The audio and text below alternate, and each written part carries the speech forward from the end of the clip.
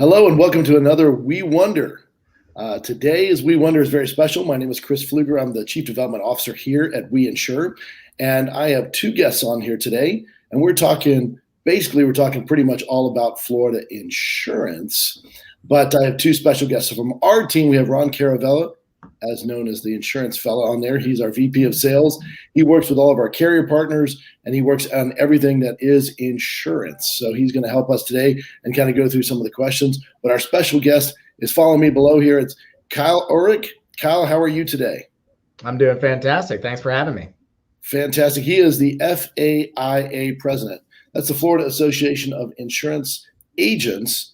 And you've been there quite a while. So tell us a little bit, Kyle, about yourself, what FAIA does, and then we'll get into some questions. Sure. Well, thanks again for the invitation today. I'm Kyle Ulrich, the president and CEO of the Florida Association of Insurance Agents.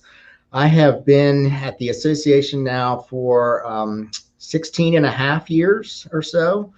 Started back in 2004, low man on the totem pole in the political department. And started out kind of raising money, doing grassroots work, political engagement, that sort of stuff. And gradually over time took on more and more responsibility relating to the association's kind of political and government affairs work. And last September 1st, we have a September 1 fiscal year. Last September 1st took over as president and CEO when my predecessor, Jeff Grady, retired. So it's been an interesting, my transition with Jeff was a long one. I had been identified 7 years prior to taking over as president and CEO, but it was good. It was very, very helpful for me because, the association does a lot more than just advocacy, which many trade associations are kind of known for their lobbying and all that sort of stuff, which we do, and it's an important part of what we do. But we have a for-profit subsidiary that really drives the financial success of our association. And so over those 7 years of the transition, it was extraordinarily helpful to be able to see a broader view of the windshield, understand a lot of the business side of the association that I had not previously really been involved with. And then add on top of that a global pandemic during the last 6 months or 8 months of the transition and the first 8 months of me being president and CEO. It's made for an interesting, last 14 months, that's for sure. Absolutely. Well, I'm sure you've done everything you possibly can do to get up to speed, and you've had a great, fantastic tenure there so far. So what does FAIA do, both for the insurance agents in the state of Florida and just holistically? Yeah. So we're a nonprofit trade association representing independent agents in the state of Florida, and we're affiliated with the Independent Insurance Agents and Brokers of America, or more commonly referred to as the Big I. Mm-hmm. And so the Big I is a federation of states. It's all 50 states have a state trade association. We happen to be the largest of that federation, pretty much by every measure, number of members, revenue, E&O book, all of those sorts of things. And at its core, what we were founded on back in 1904, I believe, was education and advocacy. And, we represent independent agents here in Tallahassee before both legislative and executive branches of government. So we just got out of, the 2021 session where I'm happy to say we had a very, very successful session. I had kind of transitioned out of the day-to-day government affairs role, and we hired B.G. Murphy, who previously worked for two CFOs. He worked for both CFO Atwater and CFO Petronas before leaving to go to the private sector, and worked for 2 years for Century Insurance, the company headquartered up in Wisconsin. And he led our government affairs team. We have both internal folks and we have contract lobbyists that represent the association, and had a really, really good year. We had a lot of stuff on our agenda, and we got every single one of our priorities done. Had a couple things that we needed to stop from getting done, and they did not get introduced.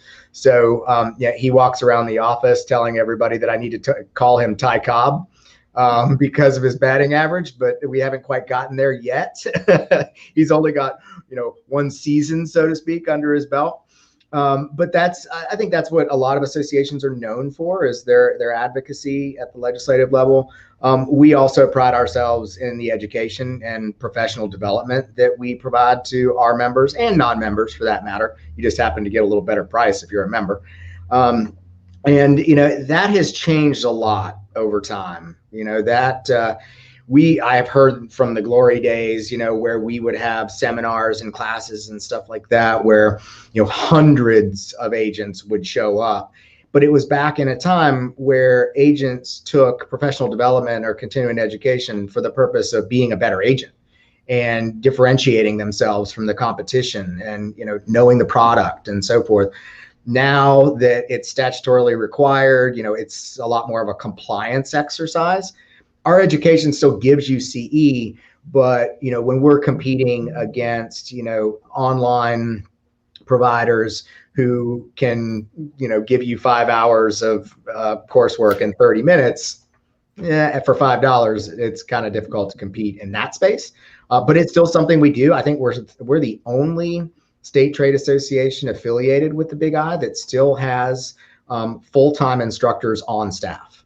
Every other state trade association that I'm aware of farms all of their education out, and that's not a bad thing. I'm not saying that that education is bad versus ours being good. It's just different, and it shows our commitment to the professional development and what it means. And we're proud of our instructors and the content that we create.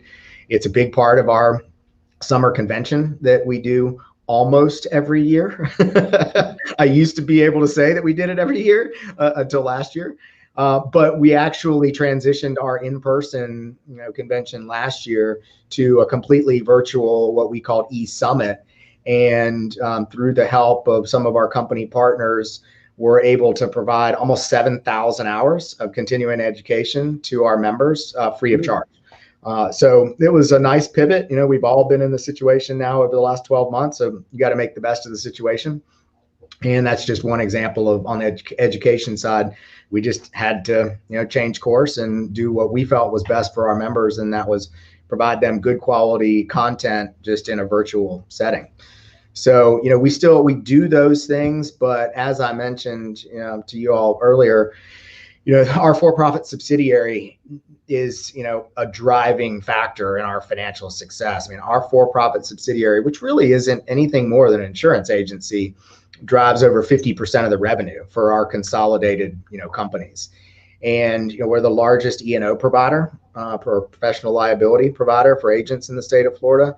We also have market access platform, and we have preferred providers that offer our members access to programs, products, or services that they can either use or sell to their customers, typically at a either discounted rate for their use, or they earn a commission when selling them to their customers. So that's kind of who we are and what we do. I mean, we could probably spend a lot more time on that, but there's probably some other things you'd like to talk about. Sure, Ron, I'll let you take it from here. I mean, obviously you work in the industry for years. You actually own an agency and understand how this works. And obviously, as we insure, we're members. So we're very curious to see, find out some of the insight here. Yeah, absolutely. I must say, to piggyback on what you were saying, Kyle, with the education, Chris, some of the best education that I've taken as an agent, the 15 plus years I've been in the industry, has been through the FAIA. Some of the most memorable classes, just great instructors, and great content, right? No matter where you are, whether it's digital content or in person, content matters, right? And so I will tell you, Kyle is 100% correct. What you get online is far less than what an FAIA education seminar gives you. So thank you, Kyle, for doing that. Kyle, you had also brought up, some of the benefits of the being part of the association. Now, this you brought up in one of our before that there was this was a tough session. There was a lot of things, a lot of bills that were introduced, some that went through, some that didn't. You want to talk quickly about that as well? Yeah, sure. So, the legislative process is an interesting one, and it's one that to most lay people who don't pay that much attention to it, I think they assign some sort of nefarious motives to politics generally. I've worked in that space for 16 years and, have a slightly different view of it. There is that. I mean, certainly you can find some people in that process who may not be doing the things that they should be doing, or are doing it for reasons that they shouldn't be doing them. But I would contend that you could find that in any industry. You can find that in some of your competitors. You can find that in the legal space. You can find it. I mean, look at any industry, and unfortunately, there are people who maybe don't do the right thing. But by and large, the members of the Florida legislature, and we only do state advocacy work. So like our national association is responsible for federal issues. All of the states handle their own state regulatory and legislative entities. And so we did. I mean, we had a busy session, but by and large, most of the members of the Florida legislature are all there for the right reasons, and they really truly are trying to do what they believe is best for their constituents. It's amazing how you can have such differing views by members of the legislature, and then you look at the constituency that they represent. You look at their districts, and you can start to understand. There's a very different view of the world in majority minority district in Broward County than there is in Panama City. They just come with a completely different perspective, and that's what's good. It's what makes the process interesting, is that typically it's a place that people can come with diverging views, and at the end of the day, oftentimes most of the stuff that passes the legislature is bipartisan. We had a great session this year. I mentioned earlier, and we had a lot of stuff on the docket. I mean, none was bigger though than property insurance reform.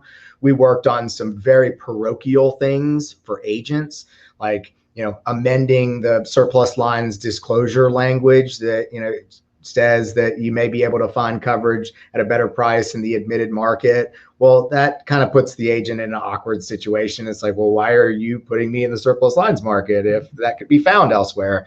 So we cleaned that up. We did away with the diligent effort requirement for, personal flood policies.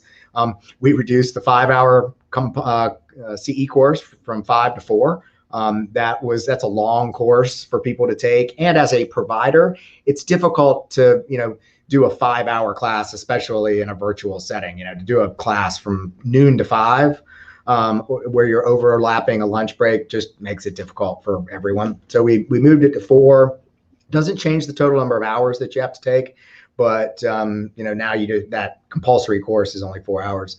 And a few other things relating to the requests that many of our agents get from lenders regarding replacement cost estimators. That's now in statute prohibited that agents provide that information. So now it gives agents, the statutory reference that you can show that bank or lender that I can't do that or else my license is in jeopardy. So hopefully that will make things, a little bit better for agents.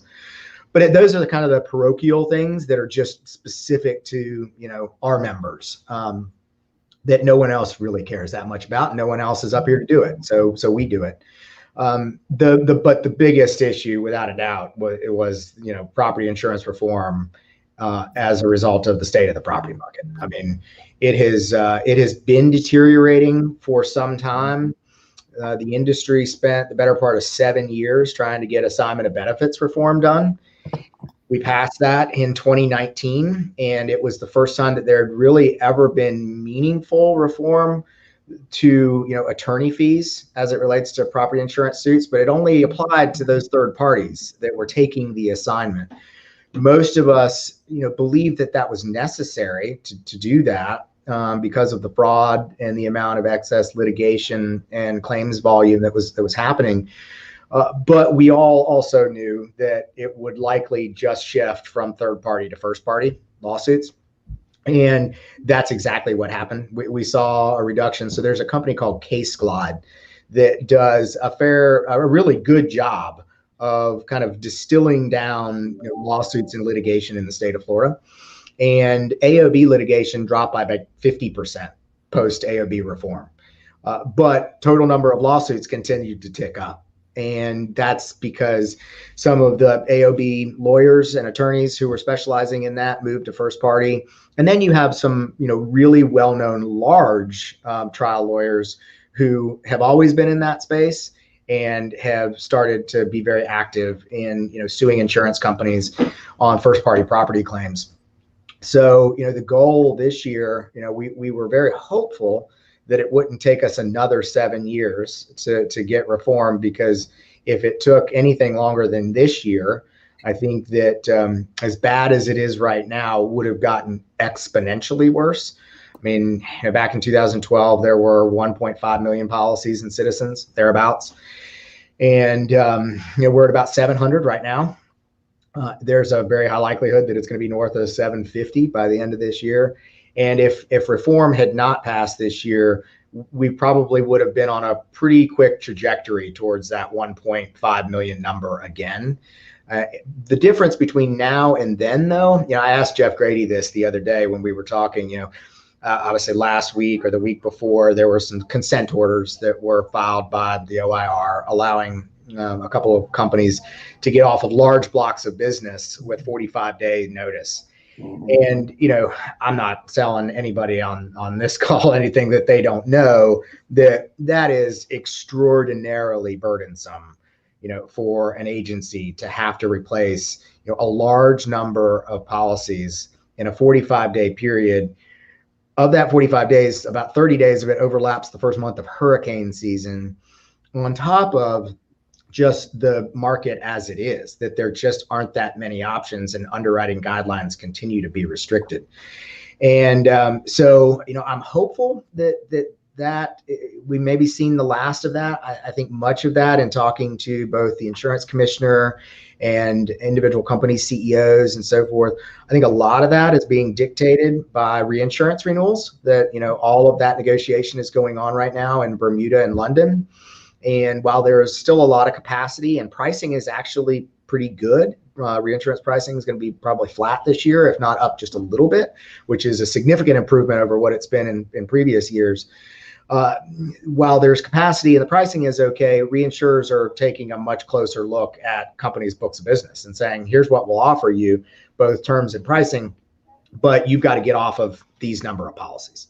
And the office really has little choice but to grant them the authority to do it in order to both protect the policyholders and protect the solvency of the companies. So everything that we passed this year, the biggest part of the bill was attorney fee reform. And it's sort of modeled after what we were able to do in 2019. And there's a kind of a sliding scale on how attorney fees are paid based on the litigation. So I always use a pretty simple example. If the company, before entering into litigation, offers $10,000, and the plaintiff's attorney, policyholder, demands $20,000, that's where the formula then kicks in. And so if it goes through the process and there's an award under the new law, if the plaintiff is awarded $12,000 or less, no attorney's fees are paid. So they get basically a 20% window where, if it's within 20% of what the company offered, there are no fees to be paid. And then between 20 and 50%, there's a sliding scale of the percentage of attorney's fees that are awarded. And then if the plaintiff is awarded more than 50% of what the carrier offered, then they would get full fees. And so, what does that do? I mean, what it does is it puts some skin in the game.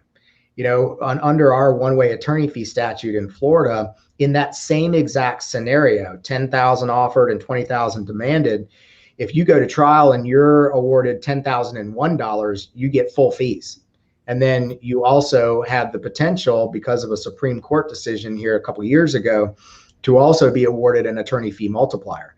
So there are some rather egregious instances over the last couple of years where an award may have been $40,000 and the attorney with a multiplier was awarded well over $1 million in fees.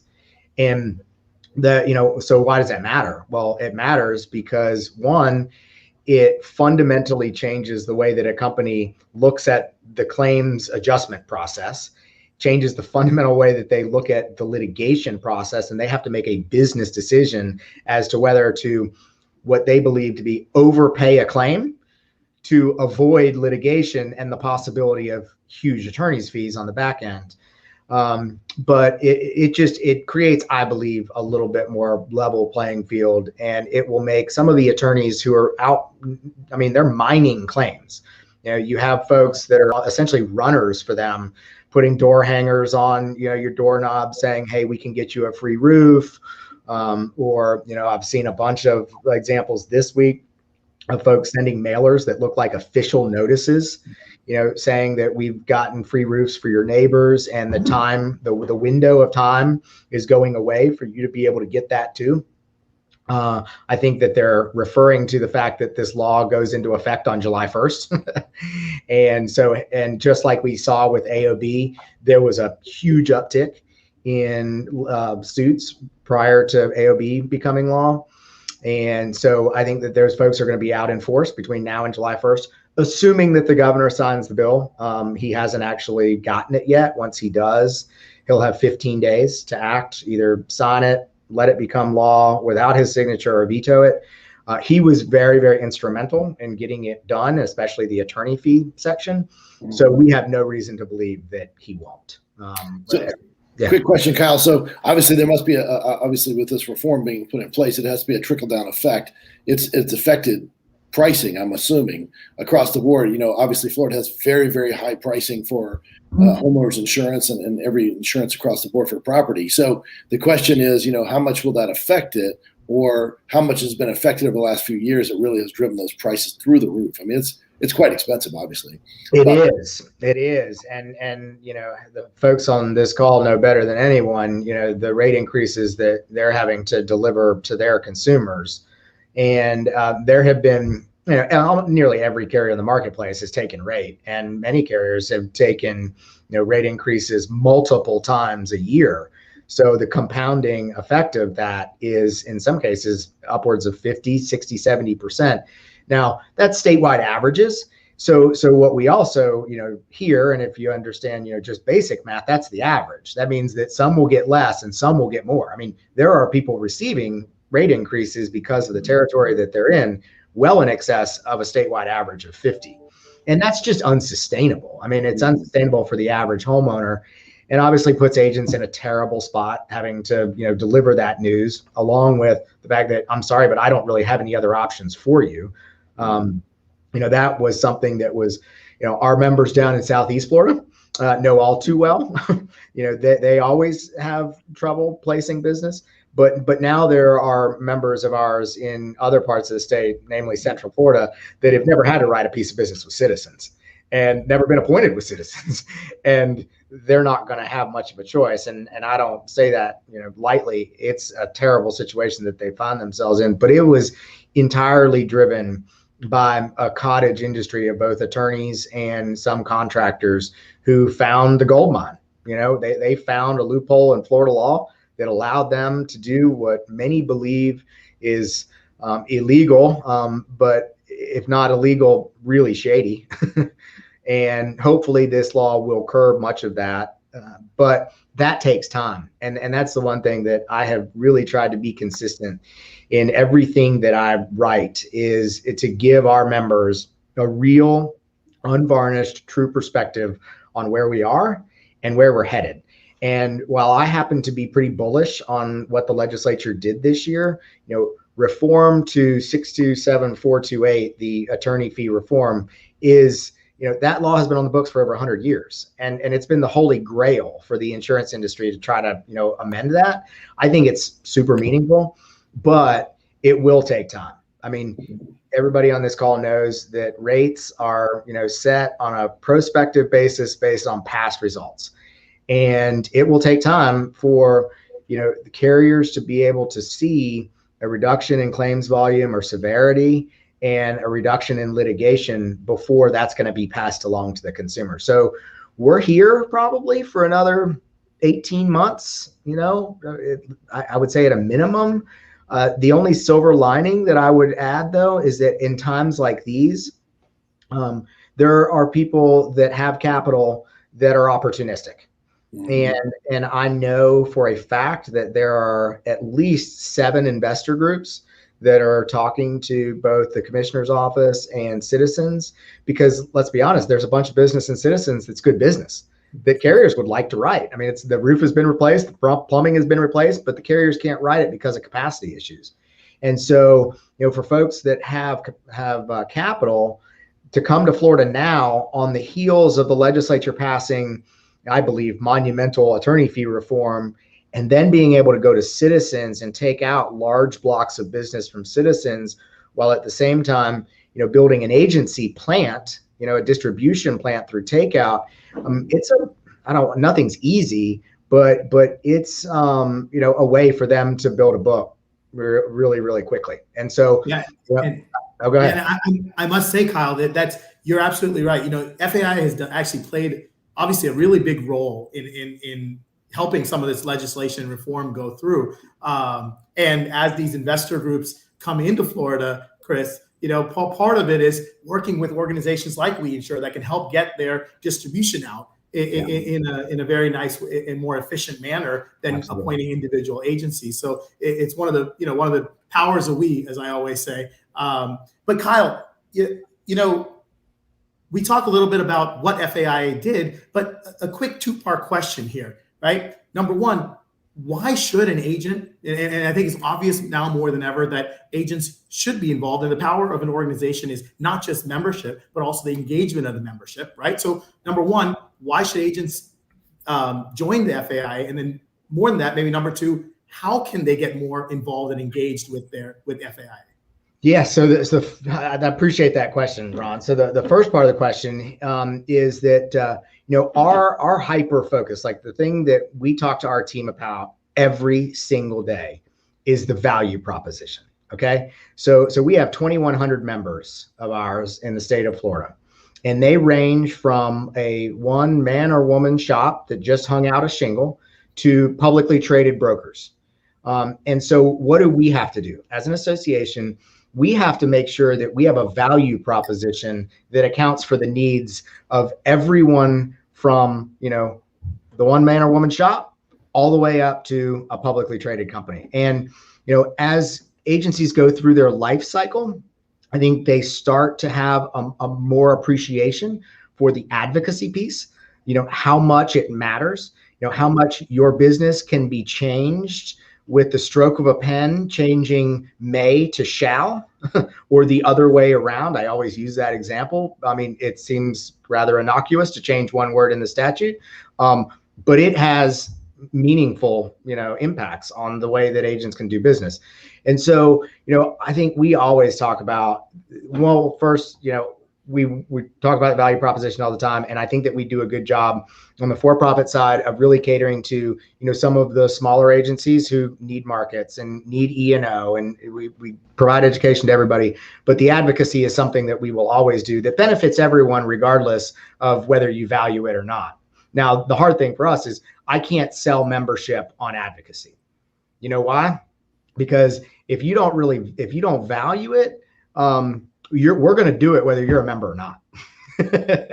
and so the question is, what else you got? I mean, a lot of agency owners now, it's a straight up ROI calculation. I'm going to pay you $1,000 this year for membership dues. What's going to be my return?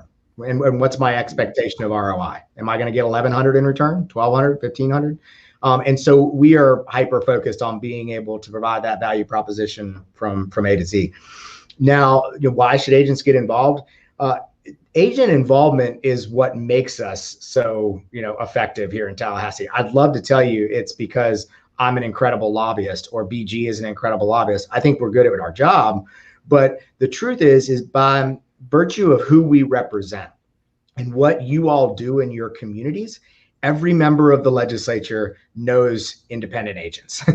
And there's a very different view of independent agents by the legislature than a company that may be headquartered in some other state. You all are the people that are involved in the Rotary, in the, Chamber of Commerce, and every civic group in your local community, and the churches, whatever it may be. One, it's who you are, but two, it's how you build your business. And so we are very fortunate to represent a group like that, so that is well thought of, that is the closest to the consumer. And so the more folks that we have that are willing to give of their time, and I say it all the time, our members, everyone for that matter, really kind of has this sort of perception that, I can't go talk to my member of the legislature. They're up here and I'm just an insurance agent. I'm here to tell you, you all know, I don't care how long you've been in the business. You could have been in the business for 6 months and you know more than 155 of the 160 members of the legislature. And so for you all to be able to have a conversation with an elected official to tell them, what the state of the market is doing to not only your business, but just as importantly, their constituents is so incredibly meaningful. I mean, the number of times that we have sort of been at an impasse, not being able to quite get something done at the legislative level and be able to have an agent or a group of agents who have a meaningful relationship with a member of the legislature step in and have that conversation with them about what's needed is the deciding factor.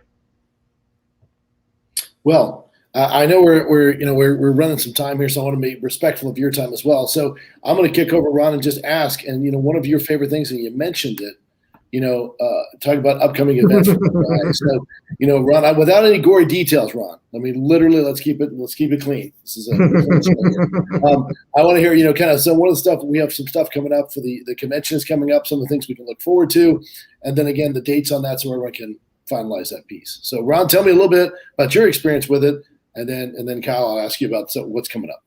Sure. Yeah. And I'll tell you, as you mentioned, Chris, for me, it's one of the highlights of the year, the FAIA convention. And part of it is maybe because I'm just an insurance nerd. I love the education. Kyle mentioned it, right? The sessions, the breakout sessions, and I always try and attend as many of those as I can. And the breakout sessions are great. The fellowship is great. We get to meet a lot of our industry peers. Also, there's a number of vendors there, and whether it's new markets, whether it's new technology that's out there, and of course, let's get back to the fellowship. It's a really good time, right, Kyle? It is. I mean, one thing that I had zero awareness of before coming to FAI was the very social nature of independent agents and the insurance industry in general. But yeah, it's a good time. It's a place where you can see people that you may only see once a year. It's an opportunity for you to build new relationships with, companies or technology vendors or whoever it may be. Admittedly, the show is going to be a little smaller this year based on the factors that we all know. In a typical year, we would have over 300 exhibitors in our exhibit hall. This year, we'll probably have somewhere in the 220 range, which is still, probably still the largest trade show in the country for, an independent agent association. And so it'll be a good time. Registration right now is great. Our room block is almost full. We're at like 95% of our room block, which we were a little unsure about how all of this would go. I think some of the CDC guidance that has recently come out is helping people feel a little bit more comfortable about going. But it's June 16th through the 18th at Rosen Shingle Creek down in Orlando. The show is so large that there are only 3 hotels that can accommodate our group. And so we kind of go back and forth between Rosen, Marriott World Center, and the Gaylord. Mm-hmm. And it's just a lot of fun. There's things that any person who attends can get something out of it, whether it's education, whether it's networking, whether it's seeing friends. It's a great opportunity, and I can tell you, I am really looking forward to it. It's a difficult 4 days for our team because we are up very, very early and stay out late, entertaining. But to be able to see so many of our members that we haven't been able to interact with in a long time is going to be a lot of fun. Well, I'll tell you what, I know we're looking forward to being there. I know Ron's going to be there. He swore he was going to delete all the photos from past years this year.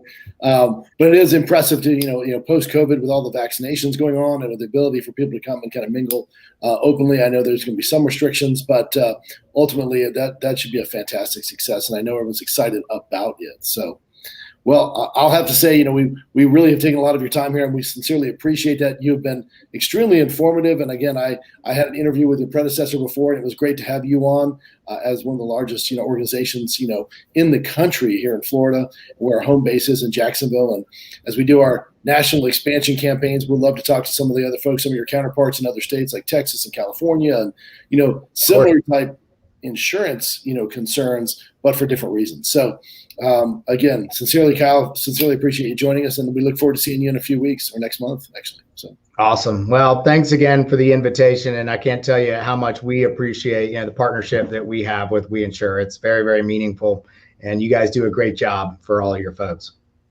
Well, thank you very much, and again, have a great day, and thank you for joining another We Wonder. Absolutely. You guys take care. You got it.